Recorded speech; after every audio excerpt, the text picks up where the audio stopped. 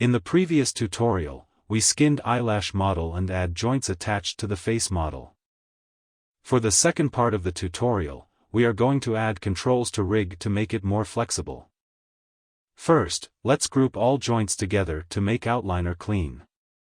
To add controls to the rig, we will set up rig in world space, and connect it back to eyelash joints. We need to create a curve roughly has same length as our previous curve. Select curve and go to node editor. Create a curve info node, and then connect curve shapes world space 0 to curve info node's input curve.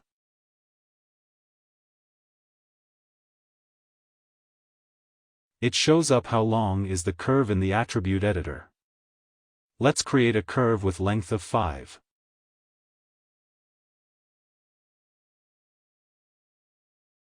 Center curves pivot and freeze the transforms, and rename it as lash BS curve.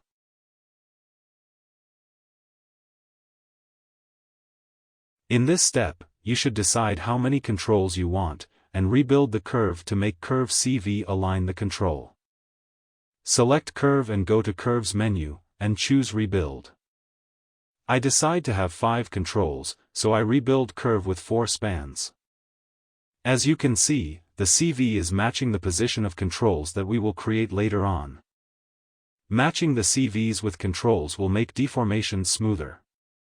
Now, we need to create joint on the lash BS curve with same amount of joints as the previous one.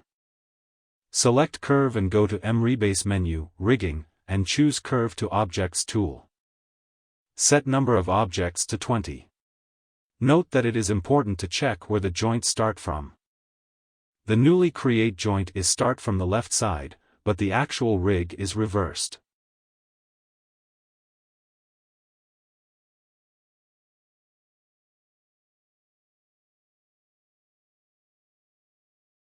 Press reverse button to reverse the order.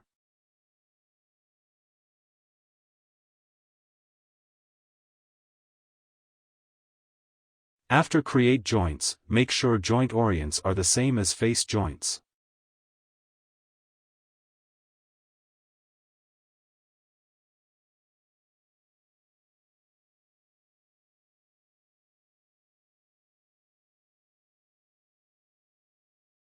Freeze joints when it's done. Rename joints to lash BS joint.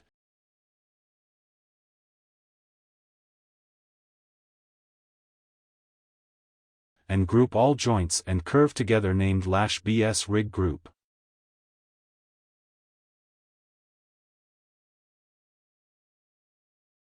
Group joints once again and call lash BS joint group.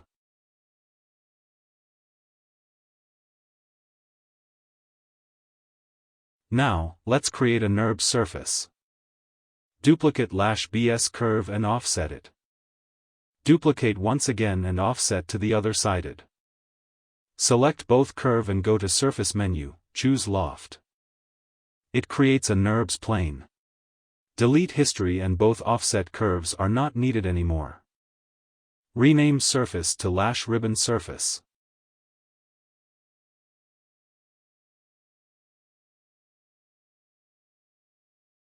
Select all BS joints then select surface.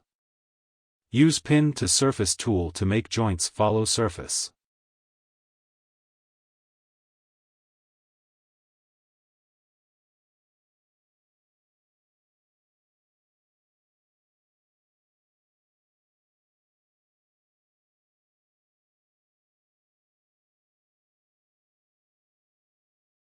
Group all follicles and give it a name.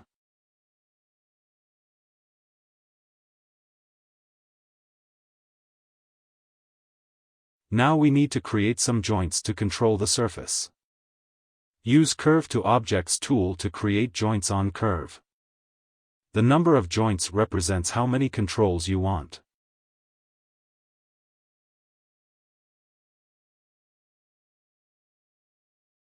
Rename joints as lash bind joint.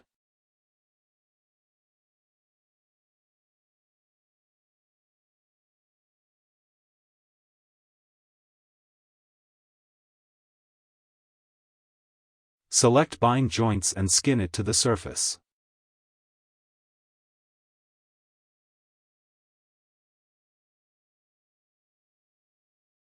Then we need to create controls for each bind joint.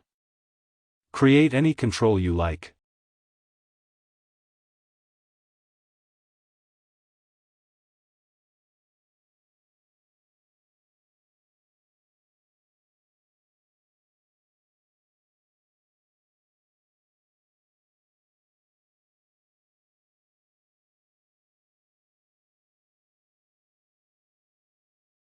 And parent constraint control to bind joints.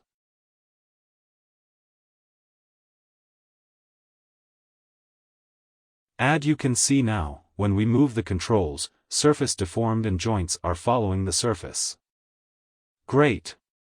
All we have to do now is find a way to connect BS joints rotation to original joints. But if you remember, original joints rotation has been constrained by follicle locators, and follicle locator transforms are not zero, so it cannot be directly connected from BS joint. A simple way to fix it is to add an extra group under follicle locator, and use this group to override the previous constraint. Select all follicles and press down arrow then right arrow on the keyboard to select locators. Duplicate locators then press down arrow key to select locator shape and then delete it. It creates a group in the same position of the locator. Parent group under locator, and now we have an extra group with no transform values that we can connect BS joints rotation to it. Delete all joint parent constraint.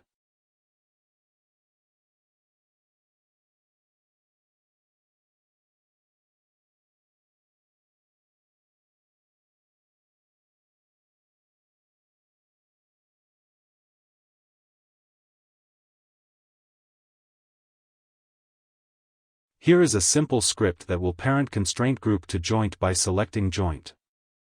Select all joints and run the script. Note that group name is required the same, or you can modify it your own. Now all we need to do is to connect each BS joint's rotation to newly create groups rotation one by one.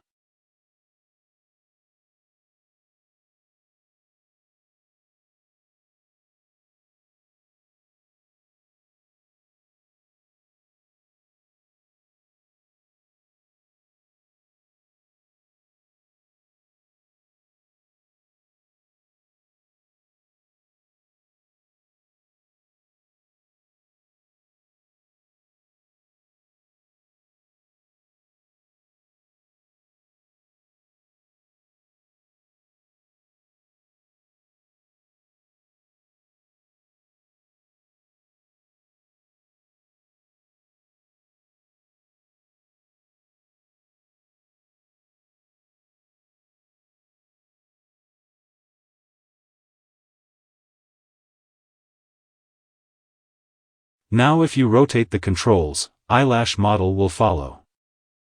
And that's pretty much it. If you want to publish controls to Animator, it's recommend to duplicate all controls and merge into your actual rig, then connect new controls rotation back to original control.